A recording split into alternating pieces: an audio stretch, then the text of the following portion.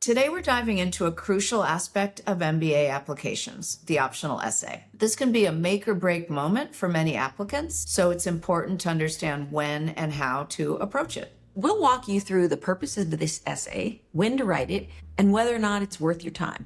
Let's get started. So what exactly is the optional essay? As the name suggests, it's optional. You do not have to write it if you don't want to or don't need to.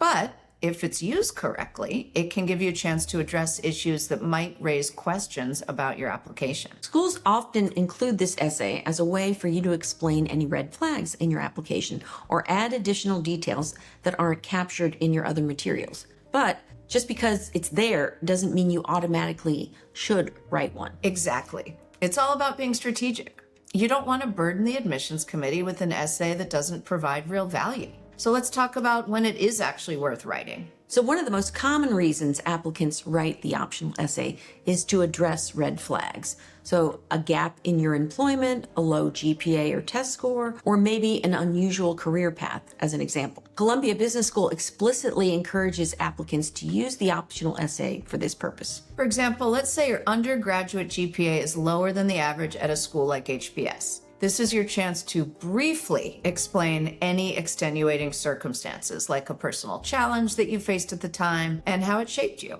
The key is to frame the experience in a positive light, showing how you grew and became more resilient. Another example of something to include would be why you didn't choose your current supervisor as a recommender. HBS only allows 75 words for this additional information section, so you'll have to be succinct. So by addressing any potential concerns head on, you're showing the admissions committee that you're self-aware and proactive.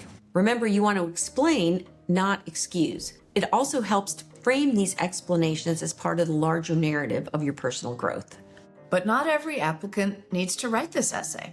If your application is strong, no major concerns, it's best to skip the optional essay altogether.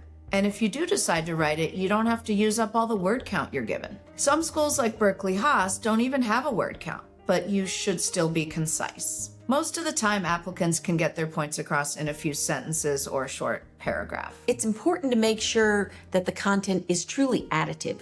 We don't recommend just reiterating what's already in your resume or on main essays, because it will only serve to annoy the admissions committees who already have a lot to read. Exactly. If you do decide to write the optional essay, make sure it adds meaningful value to your overall application and does not dilute the impact of the rest of your application. So to recap, if you have a concern or an issue that wasn't covered elsewhere, the optional essay can be a great tool. But if your application is already solid, you don't need to add unnecessary essays. Tailor your approach based on the specific instructions for each school, and always keep in mind that admissions committees value quality over quantity. If you choose to write it, make sure it enhances your candidacy.